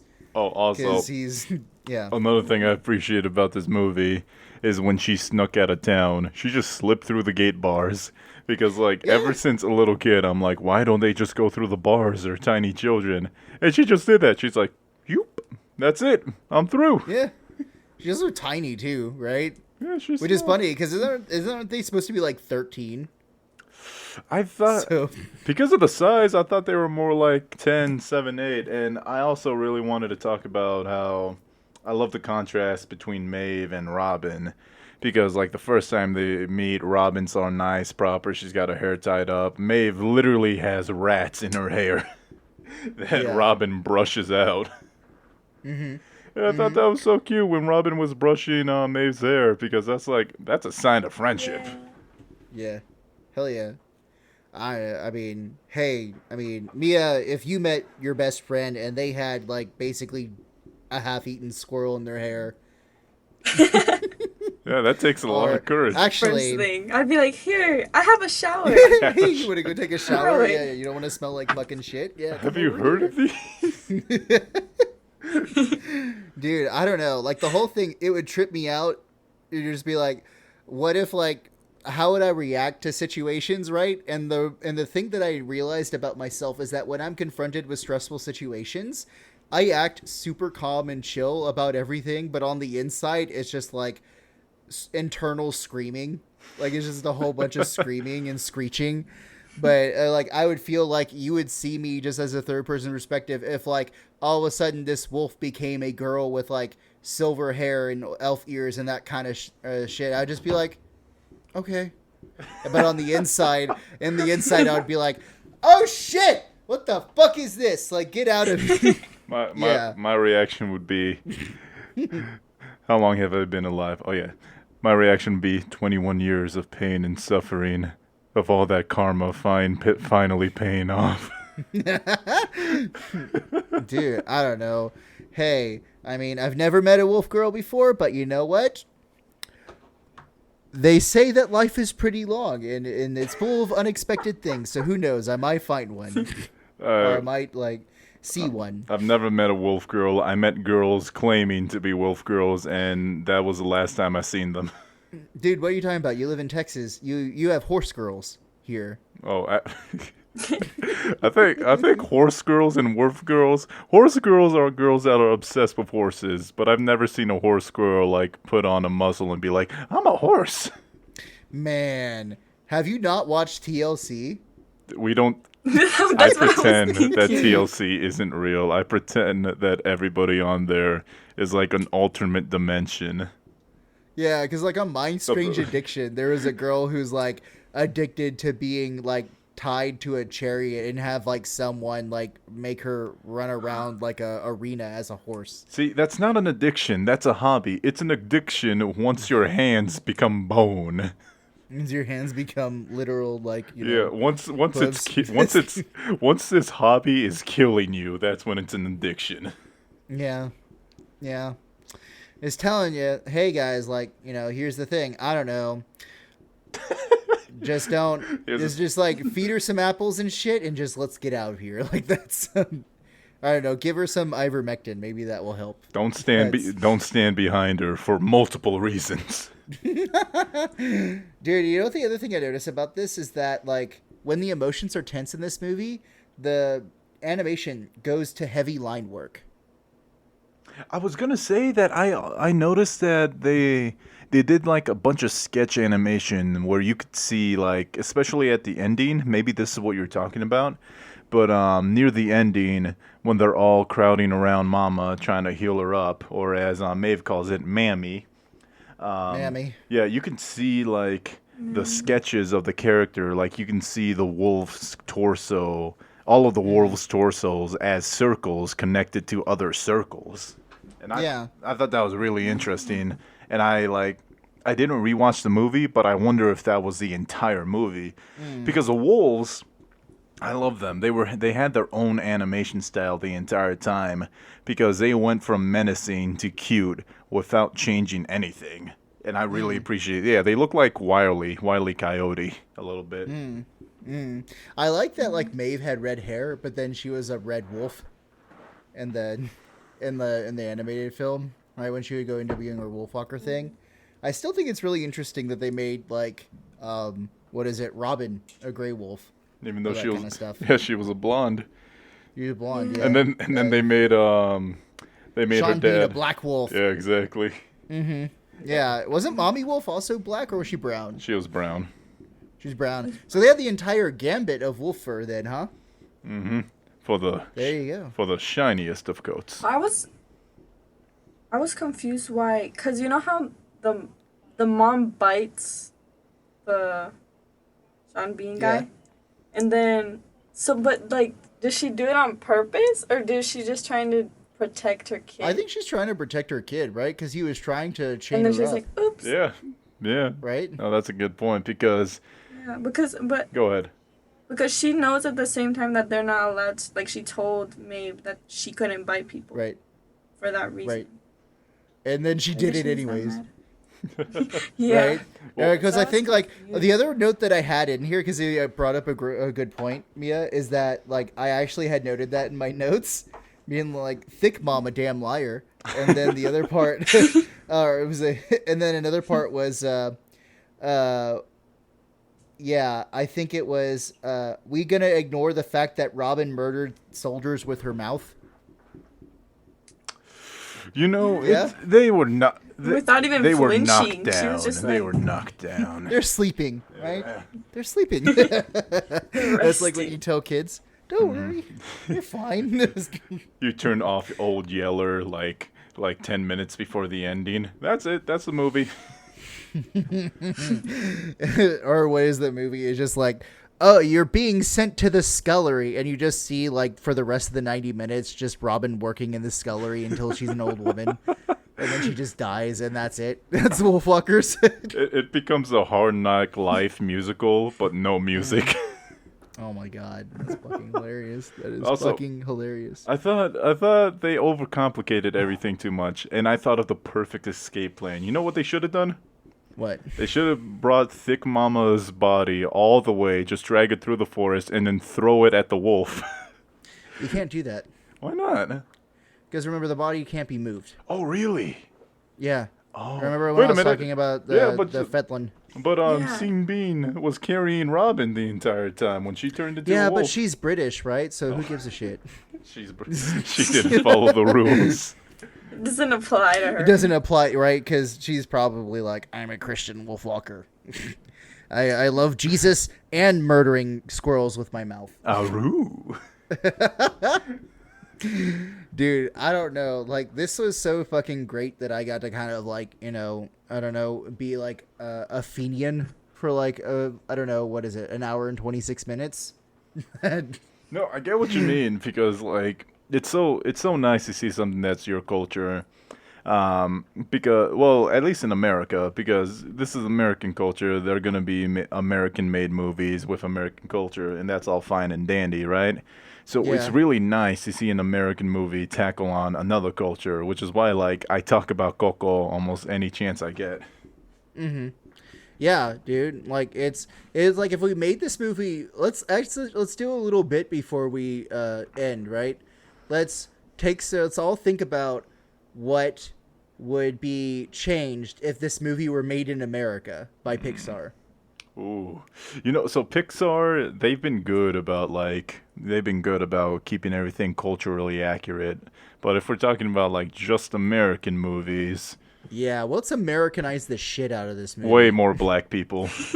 Way more black people, like black people in 1640 Ireland. Yeah, there would be like we need like a main, not main character, but we definitely need a black side character at least to hit the status quo. Merlin the Hawk would be like, I don't know, Uzi Vert. I was some just kind about of- to say. Voiced by Will Smith. Will Smith. Hey yo, hey yeah. Absolutely. It's Wolfwalker time. Yo, Yeah. the crazy guy would have been Jack Black, 1000%, and I'm down for that. Dude, totally. He could pull that off, right? Oh, absolutely. The Wolfwalkers, Black I could tell do ya. It's the Wolfwalkers, I tell you. They're coming for you. Hails to the yells. Dude, you know what might happen though is that like this movie might be changed to the point where like the Wolfwalkers are Christian and adamantly Christian. There might have been more like Catholic Christian unity at the end of it, right? Or some kind of hand-fisted attempt, right? No subtlety whatsoever. Mm-hmm. Because you do understand, like, what is it? Goodfellow. Remember what I said? It's a title that was given to people that in good standing of the Puritan Church, and John Goodfellow is getting it on with Big Mama, with Thick Mom, right? And So I'm yeah. so glad you brought that up because I thought Goodfellow meant like, oh, well, I guess that's a title. He's a hunter, and a hunter is a good fellow.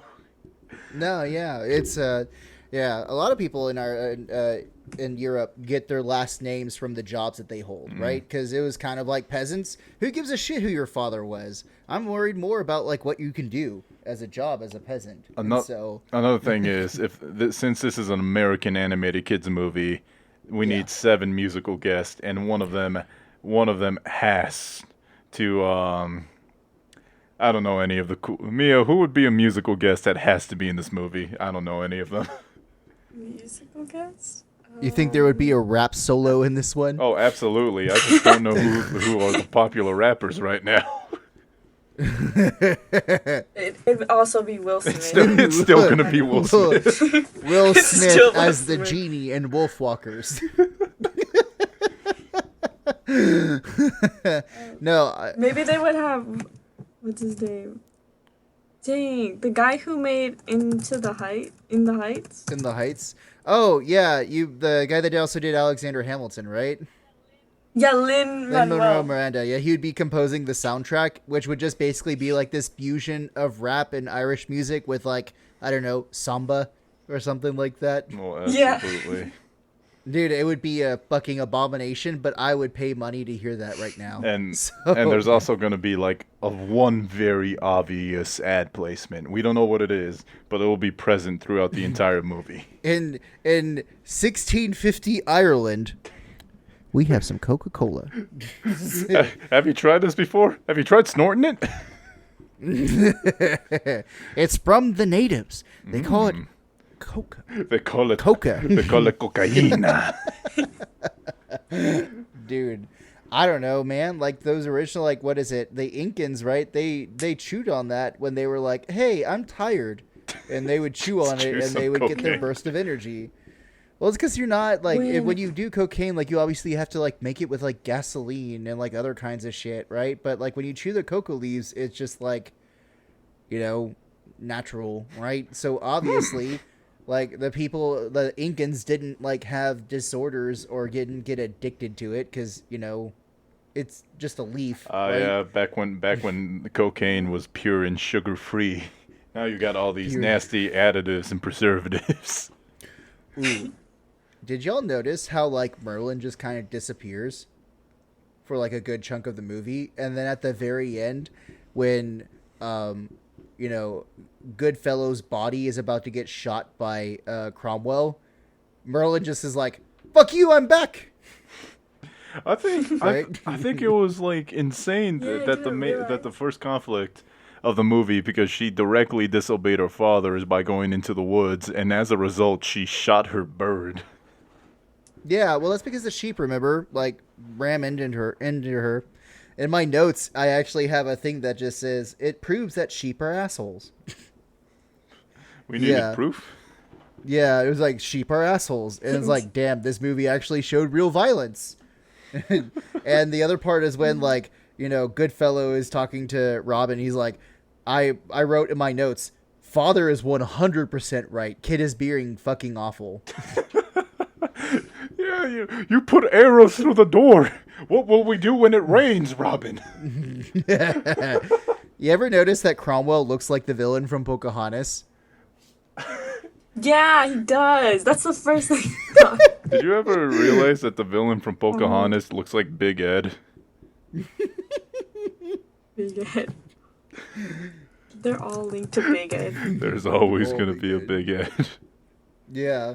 Yeah. Oh, the other thing that I put down was like when Cromwell was like, "You have 2 days, good fellow," and I put in my notes, 2 days to put down a rebellion? What the fuck are you doing to get it done so quickly? Right? Because he's like, "There's a rebellion in the South and I need to go deal with it." And I'm just like, 2 days? Dude, it's going to take you a day to get there.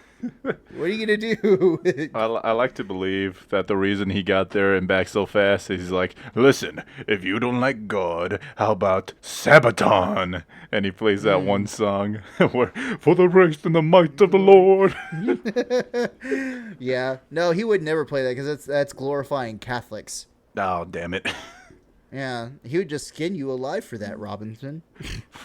He would put you in jail, and then he would basically say to Mia, my name's Oliver Cromwell, and for some reason you're here, but I'm sending your brother to Virginia.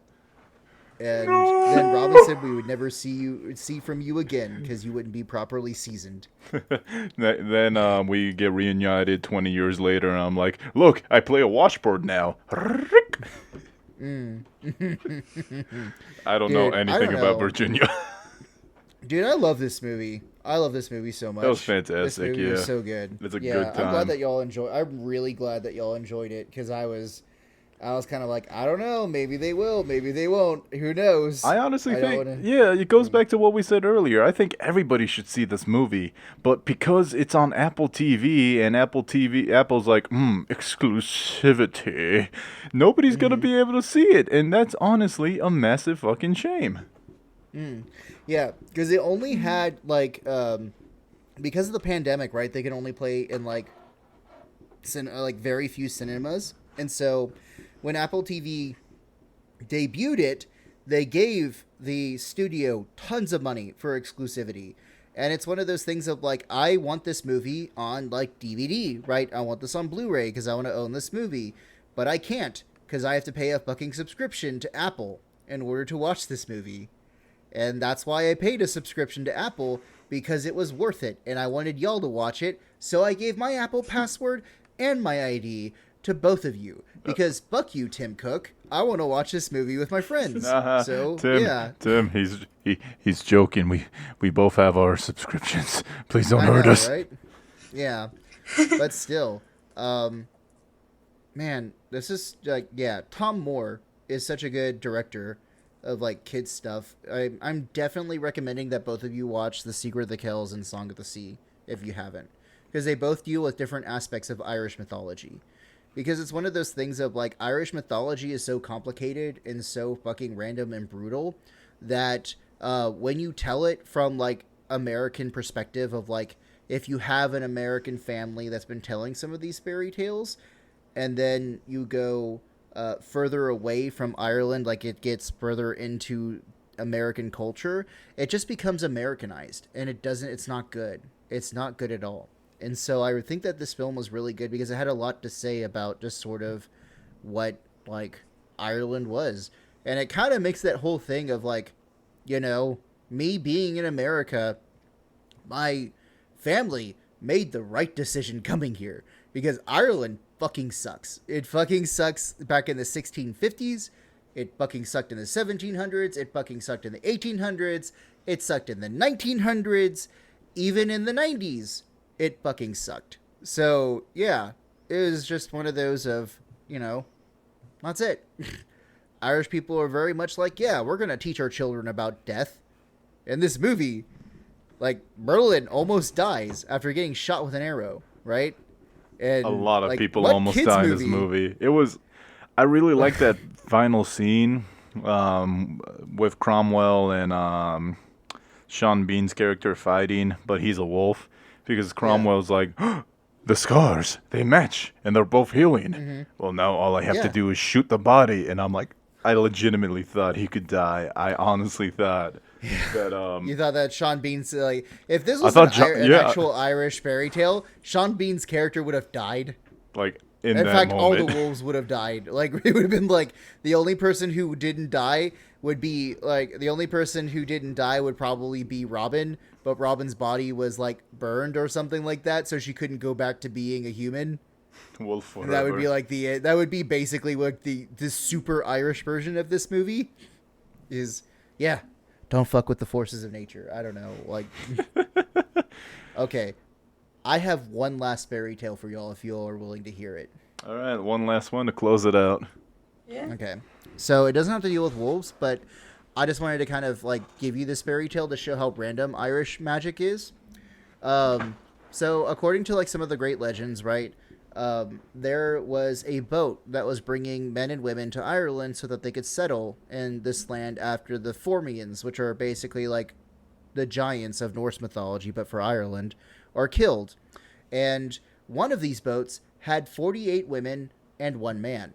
And these women, for some mystical reason, all start getting really into wanting to sleep with this guy.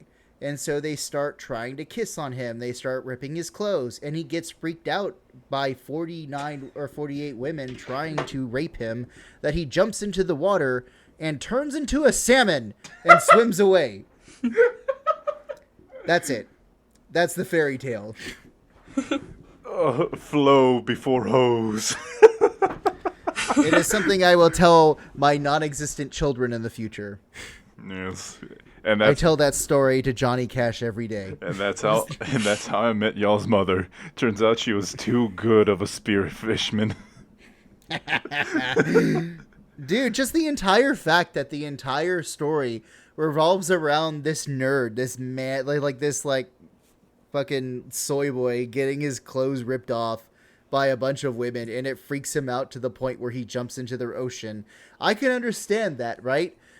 But why did he turn into a salmon? You want to answer that, Ireland?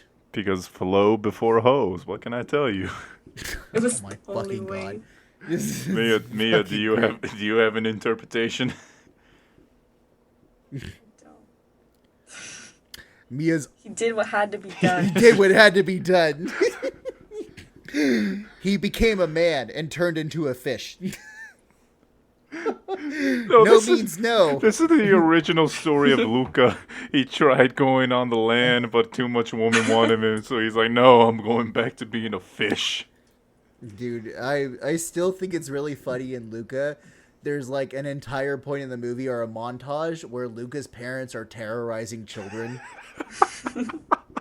Right? It's just like they're being total assholes to children. Yo, it's so fucking great. The dad straight up tossed the kid into the fountain. The mom was trying to be subtle with soccer. The dad picked the kid up and threw him a good 5 feet into a concrete structure.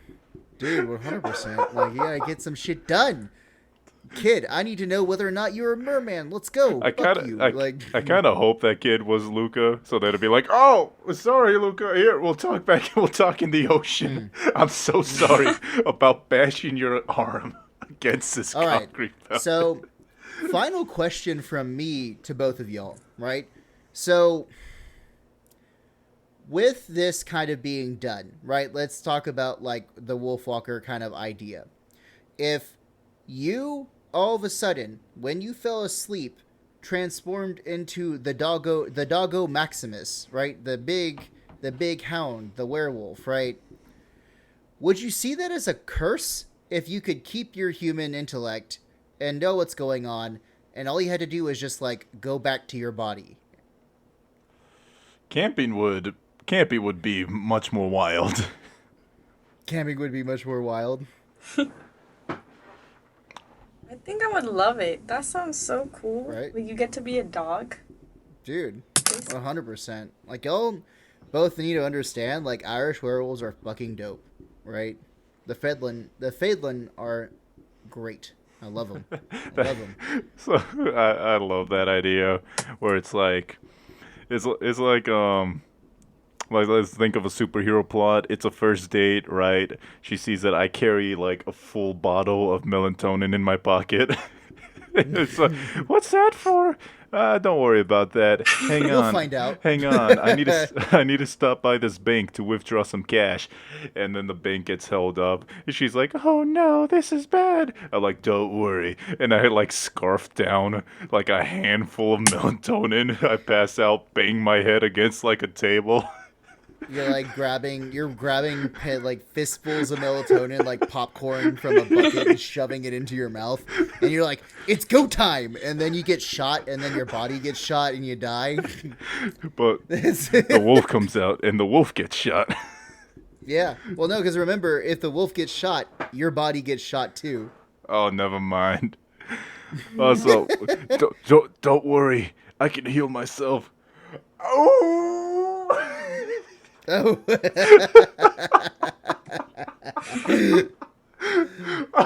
yeah, dude. I was like one of those moments when they were just like howling. I was like, dude, I would love to be a voice actor in a booth.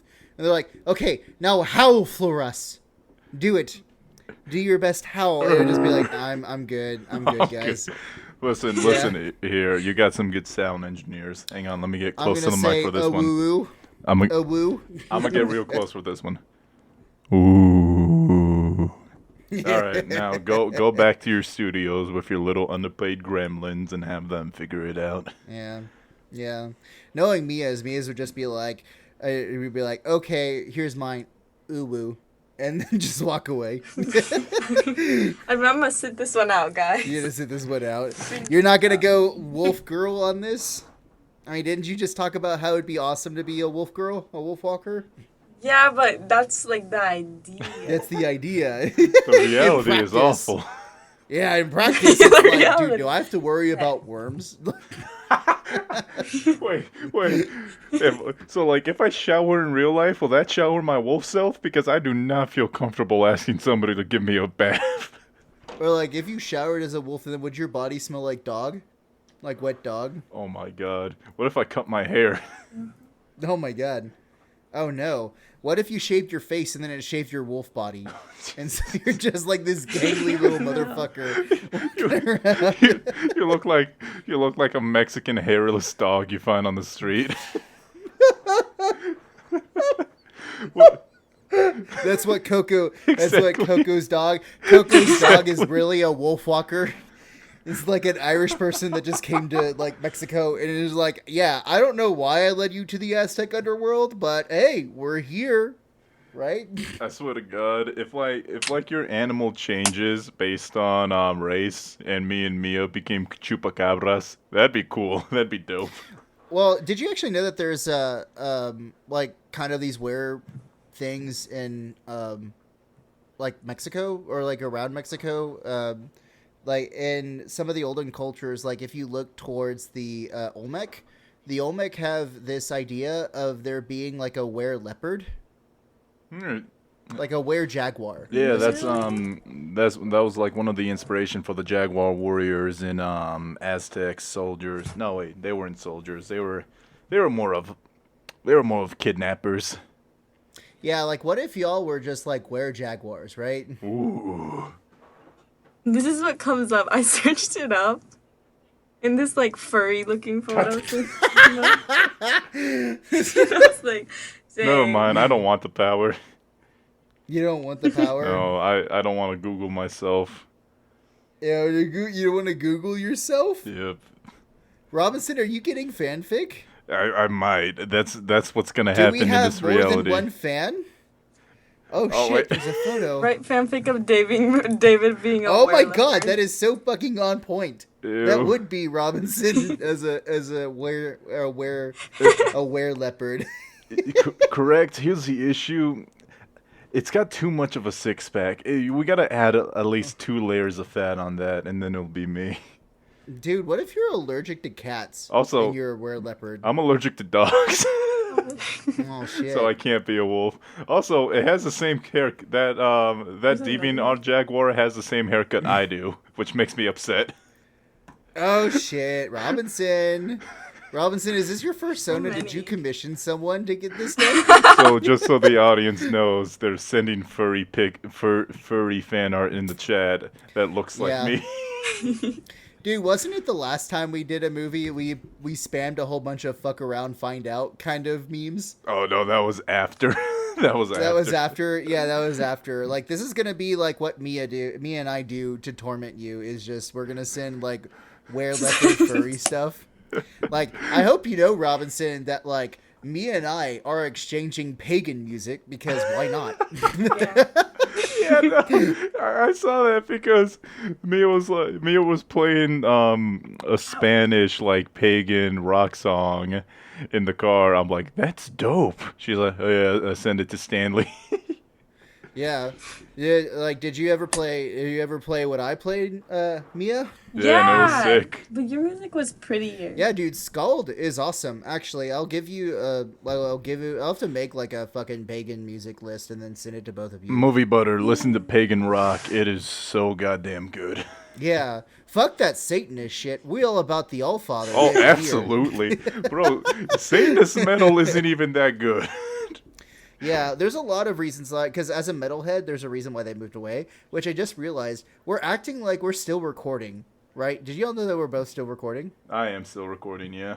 I'm recording. Yeah, I'm recording. Yeah. We're just So having pleasant we should probably conversation. end this. We should probably just end this We and should. then So- like talk more. Everybody, shit, so. thank you so much for joining us on this very... Wait, I want to read. I got one Okay, more go thing. ahead. You got one more thing? Okay. Because we do a review, Dave. Yeah. What happened to, like, you find And a bad review? Oh my gosh. I have a review. Oh my You gosh. have a review? I Oh, forgot. shit. I forgot, and Yes, Mia got I the review. do.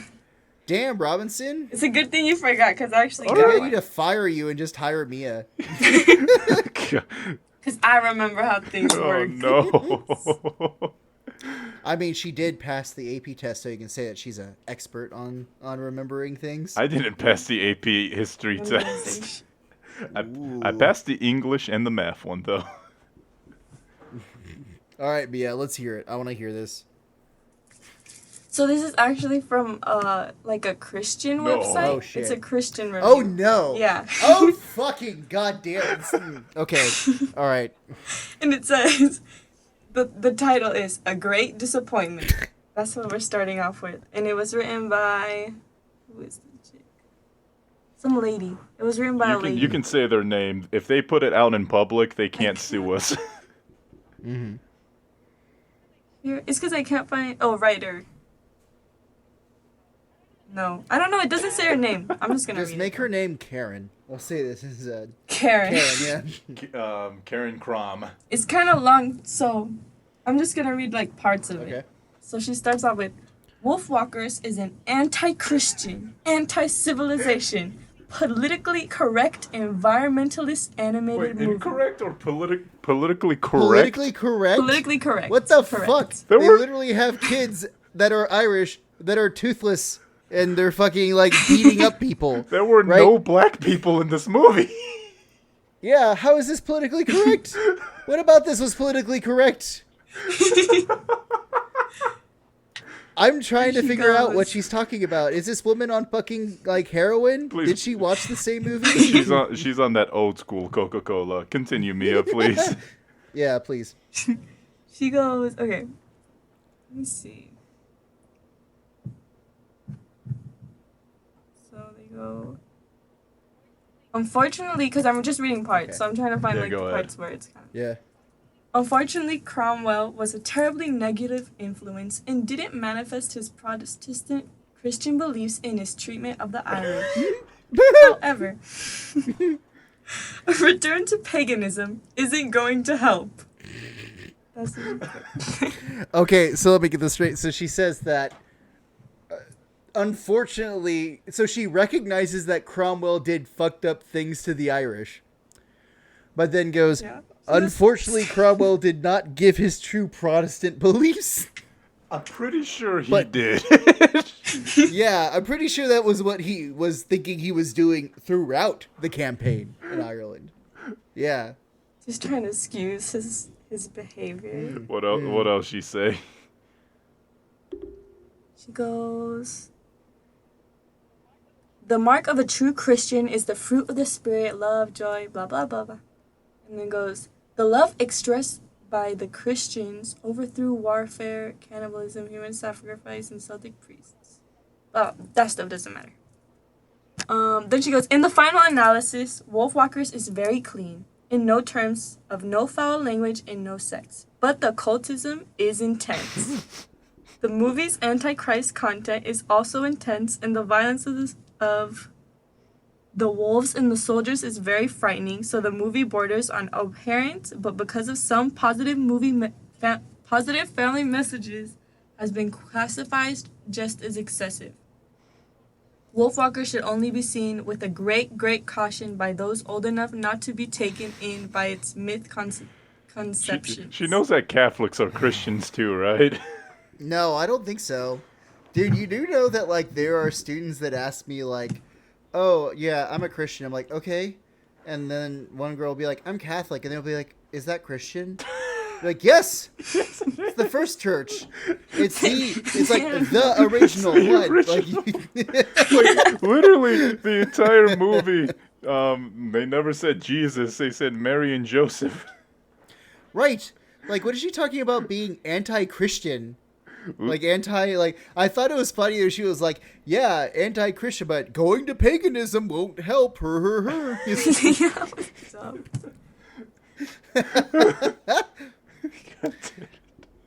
Right? Like, did they...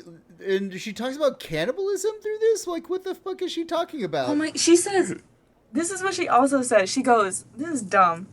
So she goes, much of the era of English colonialism in Ireland was peaceful, and much of it was rigorously bad, but the outstanding Irish Christians, such as St. Patrick, who was English, and St. Brendan and others manifested Christian virtues and were there to help the Irish out of human sacrifices Oh my and God. other horrible rites of I mean, the Aztecs. I'm sorry, did this fucking lady just say that overall the English colonization of Ireland was peaceful? I mean, to be fair, What?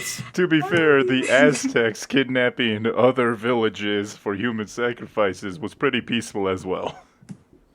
What? What is she saying? What is this lady fucking saying? Is she fucking retarded? Sorry, that's ableist. I'm sorry. I'm very sorry. Is she mentally deficient? Like, is she slow? I don't get it. Like, is this, like, it's one of those of, like, yeah, like, that's revisionism. That's, like, straight up, like, ahistorical. It's like, dude, they literally did the same thing to the English did the same thing to the Irish that the Americans did to the fucking Native Americans. Oh my God, what the fuck, lady? And even then, you got those Americans being like, "No, we saved them. They were savages before us. Don't worry, we taught them how to smoke tobacco." Actually, a lot of, like, in like general historical terms, a lot of, like, because of Calvinism, right? The whole idea of predestination, there were a lot of Puritans who didn't interact with the Native Americans or try to convert them. Their whole thing was, well, if God wanted them to be Christian, he would have made them born English. You know what? That's much nicer. No, it's not, Robinson. It's nicer than what the English did. They're English. Oh, That's what they did to the natives, Oh, yeah? damn We're talking it. about the 1650s and the 40s, right? damn it! Never mind. Ignore me. Damn. That's so fucking wild. I need to read some more Christian reviews of just, like, some movies. God. I'm not joking. Like, I actually want to see if they have one for Luca where it's just, like, they're trying to get you afraid of, like, sea monsters, but we all know the real threat is from those Democrats or some kind of fucking shit. I want to see a negative Christian review on the Prince of Egypt. I don't think there is one. I'll find it. There has to be. As a Dude, I don't. Good luck with that one, my guy. I don't know if that's gonna as a happen. Christian myself, I know there's a Christian out there who didn't like the movie for one stupid reason or another. I'll find it. I still think it's really fucking hilarious that this lady said that it was generally peaceful. I know. Like, Oh my God. I have known many stupid things. I've heard many stupid things today, but I think that was actually the worst take I've ever heard. So, you know what, like, Mia? of Thank today. you for picking up my slack. I legitimately forgot to find a bad review for this movie. I know, yeah. I honestly found it on accident, though. You found it on accident? Oh, well, I'll use it. Oh shit, I might as well. Well, You probably found it while I was being a mic hog today. in the middle of Stanley's talks. But anyway, thank everybody for being here today. This was a little bit of a long episode, but there's nothing wrong with that. Listen to us in your car, listen to us at the park, whatever you want to do. All we hope is that you enjoyed it. Thank you very much. Listen to us when you go to sleep and you transform into a fucking wolf. I don't know, dude. The Sony, And the, they don't. the Sony Wolfman. They don't have thumbs anymore. They don't have thumbs anymore when they're wolves, right? So then, how would they press play on the iPhone? Sony Wolfman. It's like a Walkman, but for wolves. You get it to play by going oh woo woo woo. You gotta lick it. It's tongue activated. Speaking of mokchura, I probably need to go let my little mokchura back in the house. So Speaking of... Cash has been outside for us recording, so... Alright, and with that, here on Movie Butter, we always give a very special go to hell. Mia, who do you want to go? Who do you wish yours upon for this episode?